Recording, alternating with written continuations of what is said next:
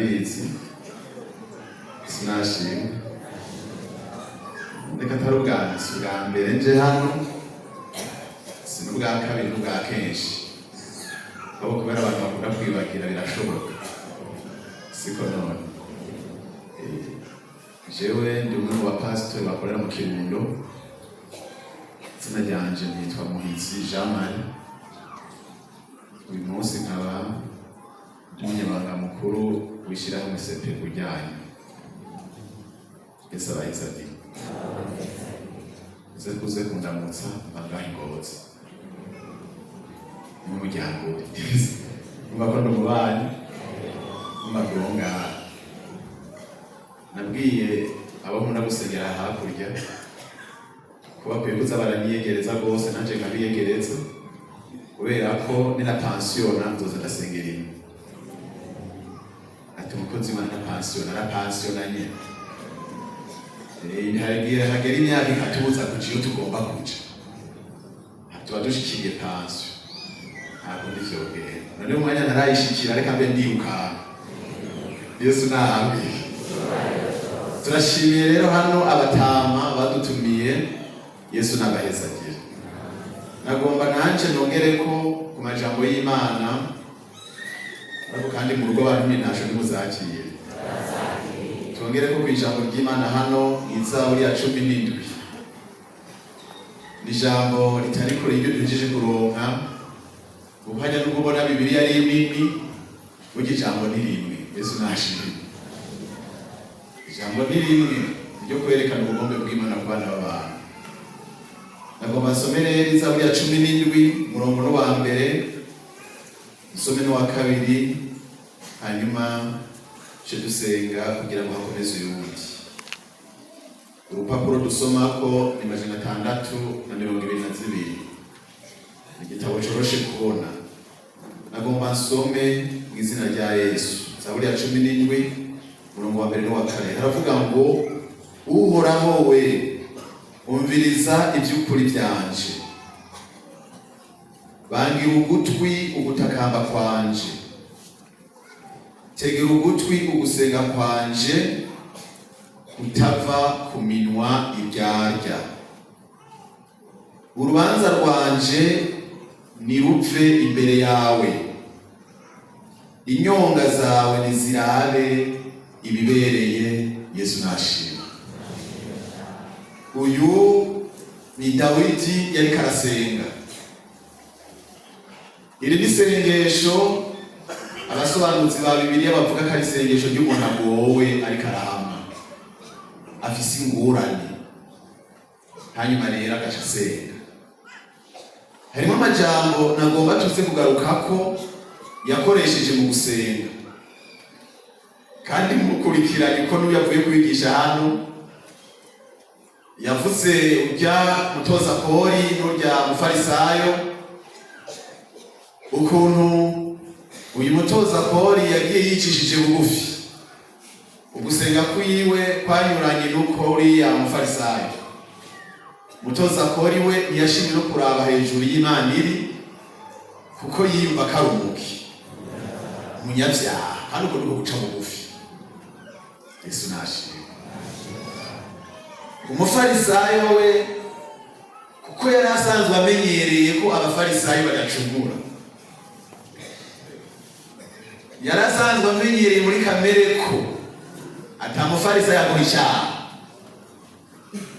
bituma aca n'imbere y'Imana yishimagiza avuga ati jewe ndakomeye ndazi ko ntaracumura hano amasengesho yiwe aca arayonona atangura kugaya abandi Yesu adutabara ariko uyu Dawidi mu gusenga kwiwe nubwo yasenze avuga ati amen Uhoraho umviriza iby'ukuri byanje ntari mu mugwi w'abafarisayo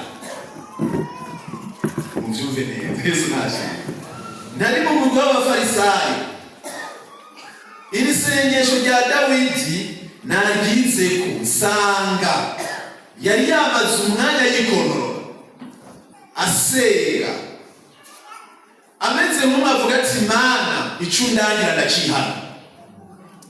Amen.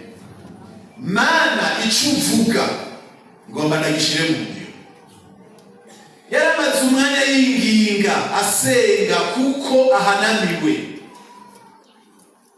Araheba aravuga ati Yesu nashimwe. Mana nzima niwumvirize ugusenga kwanje, kandi ugusenga ndakuzaniye Mana ntabwo kuriko kurava ku minwa igira buti ijyana. Amen. Nzanye ugusenga ko umuntu aciye bugufi akawundi kwa mutoza kori, kuko umutoza kori yari yigize kw'ivyaha. Yesu nashimwe.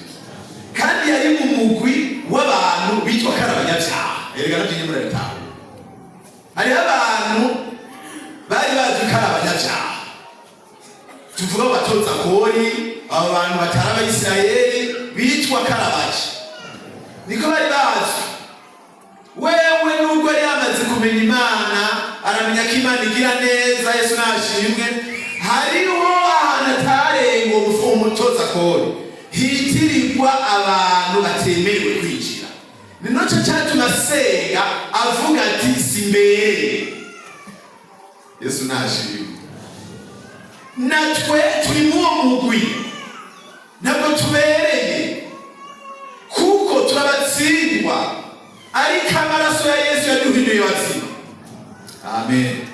Kubw'amaraso turemererwa kwegera tukavuga tuti Yesu nushimwe, tukavuga tuti Mana ndaje ndafise imitwaro ndakuzaniye. Amen. Ugusenga nzanye ntabwo kuva ku miryango. Ugusenga nzanye nje mfise umutwaro. Yesu nashimwe. Rero nagomba mvuge uyu mwanya ugusenga twazanye uyu munsi, mbega kuva ku minwa itaryarya ikondoro rabe kuko twaje gusenga. Yesu nashimwe. Kandi turafise ibyo turondera imbere y'Imana. Udafise ibyo arondera uwo muntu yataye umwanya. Tuje dufise imitwaro. Byari twari mu ishuri hamwe turavuga tuti burya abantu bose barazi gituma baza gusenga. Turabihanahana k'ivyiyumviro hajya abanyeshuri bayaga vyinshi. Yesu nashimwe. Ariko twasanze bamwe baza gusenga batazi ikibazo. Kandi twirenze. Bamwe baraza, umwe aza afise intumbero kanaka, uwundi aza afise intumbero kanaka. None Imana ni guca iminsi yose dukoraniriza mu ngoro yayo itubwira ngo nimuze gusenga. Mbere n'ijambo ry'Imana riraduhanura ngo murushirize gukoranira hamwe. Yesu nashimwe. Riraduhanura dufise iyo mpanuro yo kurushiriza gukoranira hamwe. Mbere wandikira Abaheburayo bacarivuga neza uko mubona wamusubiza kwegera namwe murushirize gukorana. Amen. Ni kubera iki none duhanura uvyo? Nuko turi ngaha turakomezanya. Yesu nashimwe. Turi ngaha tugwita ubucuti hagati yacu n'Imana. Yesu nashimwe. Turi ngaha ubucuti bwacu bwagomba kwaguka. Twagomba kuva ngaha duhindutse. Twagomba kuva ngaha ibyo dufise nk'ubwansi twavyihanye. Twagomba kuva ngaha abo dufise ibyo dupfa twabirekuye. Yesu nashimwe. Twagomba kuva ngaha umuntu afise iyindi ntambwe agize ati ashitseko n'Imana duhamagarira kwama mu ngoro y'Imana iminsi yose. Turahindukira. Amen. Yesu nashimwe. Turahindukira. Turahinduka ukundi, ya migenderanire bwa bucuti dufitanye n'Imana ukabuka. Nico gituma uzumva umuntu aje mu rusengero hagera igihe kanaka ukumva avuze mu ndimi zishasha. Amen. Ukumva yuzuye impemusha, ukumva aravuye hasi avuze ururimi, arasemereye abantu batari bwamwumve. Mujya ninde? Yesu nahabwe imigenderanire kiragira irikiregereza, irikiramuka mu izina ryayo.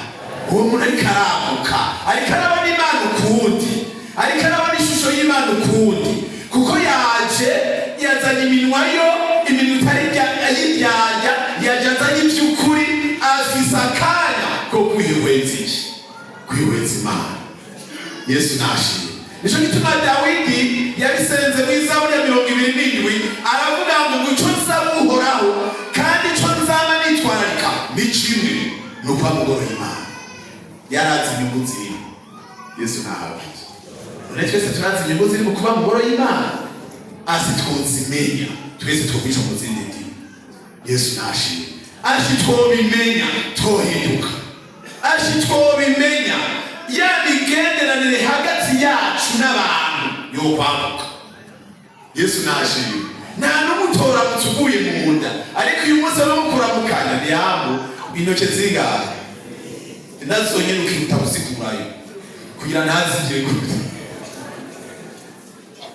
Yesu adufashe ubu nuvyitaho. Yesu atabara ni wari gutaha utaramushije abakozi b'Imana. Yesu nahabi ni wogi utaramukije ujya maririmbanye wobigize mu mutwaro wanagusengeye wobishitse muri agenda kavuga tujya munafise ikibazo je mubanza nagusengera. Amen. Kubera icyatwuzanye mu izina ryawe ariko kubera bitugora bamwe bapfa kwizira bafite izindi hangiro ugasanga gukura mu mpemo nta biri gutuma turi babandi. Iyo ni ngorane kwishengera. Yesu abitabara. Dawidi ngo muje gusenga. Yesu nashimwe. Kandi nzanye iminwa itagira gute. Iryo jambo ryafashe umutima wanjye. Nzanye iminwa itaryarya. Bene data nimuze tugire iminwa itaryarya. N'imanza zacu zizova imbere y'Imana zikishuka. Amen. Niba ufise urubanza wandikishije mbega umuntu arandikishije urubanza imbere y'Imana birabukuru. Twariko turasengana n'umuntu igihe kimwe mu cyumba. Yesu nashimwe. Nja numva ijwi rimubwira wa muntu we ibyo abona arabyumvise nagomba nakubwire genda unyandikire icyete. Yesu nashimwe. Ngo unyandikire ushire muri envelope upfunge ujana ahantu nzokwishura mu mwanya. Yesu nashimwe. Hajya Imana irumva ibyo twasengeye. Hajya Imana iramenya imitwaro dufise. Hajya umuntu arashobora kwandikisha urubanza imbere y'iki ndabandikishije. Amen. Ku Mana yo kwijuru. Amen. Ndazi kuri data. Ndazi ku nkunda. Ndazi ko wansezeraniye byinshi. Ndabizi kubw'ibyo nje imbere yawe nje kukwitwarako.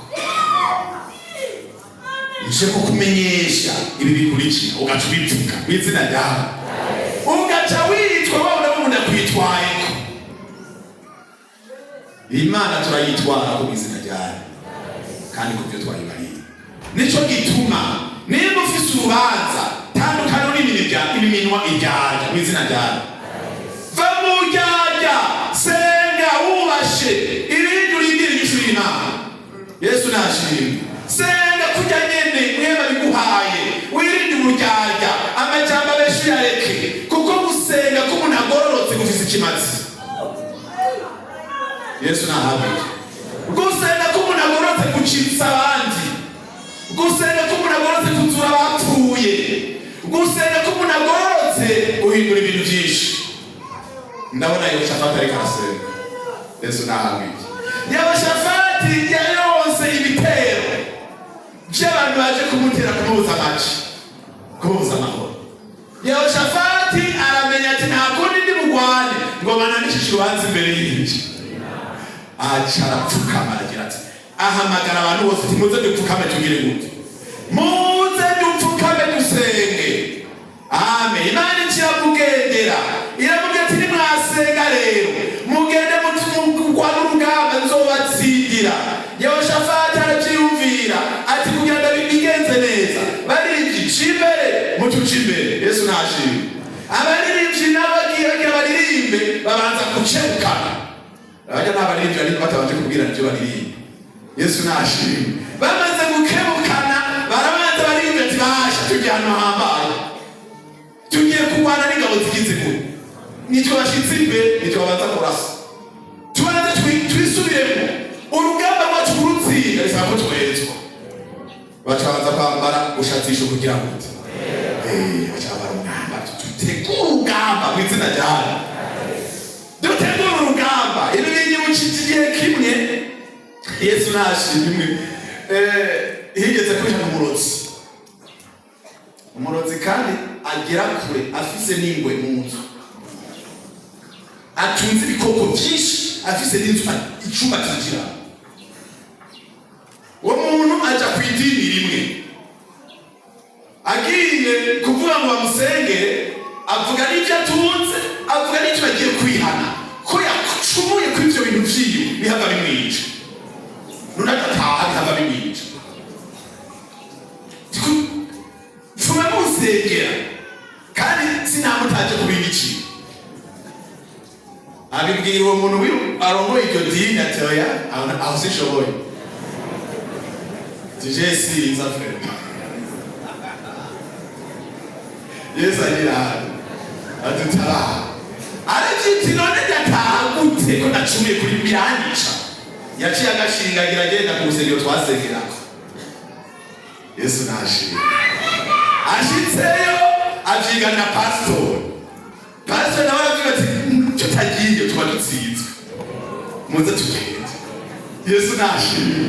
Aca ahamagara abadiyakono tibasha tugiye gusenya abadayimoni, tugiye kwicana ibikoko vy'umurozi, tugende nafise icyabanza cihane basha. Yesu nahamye baca barapfukama bihana n'ibyo bari barabize, baca barabyatura mu izina rya hano, barabyatura n'abasengera abaririmbyi tujana tukaba nawe bose barihana mu izina rya hano.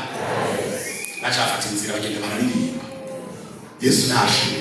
Bagiye bashitseyo wa wundi nawe yaberekesha umutoki ngo heni hariya barashika barasenga baramusengera. Inzu ya mbere barayisengera, barinjira handi barasenga, bagira barinjira mu yindi basanga ni inzu y'inzuki. Usenga muze murasenga bene data dufise ibintu bitajyarya. Bashika muri iyo nzu barasenga kandi bavuga baraturiye nyanzu, bayituriye inzuki iti mwari mwatunze kudukozamo igiti ca zirasohoka. Bamwe muri indi dini nabo bahagaze hakurya bariko barabihweza, barabamwe bagira babone. Ariko Imana dusengera komeye nitetereza ntidengereza, n'Imana ikomeye tuyisenge birashoboka mu izina ryayo. Hirya rero bamaze kuyitamo umuriro nyanzu, inzuki zibirarama zirabarya, ariko uwo ruriye ntaruwo yigwanya rwagwako ugaca rupagutanya zagwako ntizarya muzariye n'amajyambarire tijeni hunariki igwi ntizatwiye zatugwako gusa tugatika kubera kugira muti gusenga abantu biyejeje mu izina ryawe bikiza benshi mu izina rya Yesu. None bene data mugomba kimanza zacu ziva imbere y'Imana dupfukame dusenge dufise iminwa itagira muti. Nawe maje abasuzumani bareza turagushimiye Mana yacu nziza y'ijuru, urakoze, imbabazi ni izawe, ikigongwe ni icawe. Raba ugusenga kwacu nikuva ku minwa iryarya namba, ariko twifuza ukugira neza kwawe Mana. Hezagira bose nuko tubisenze mu izina rya Yesu umwami wacu, amen.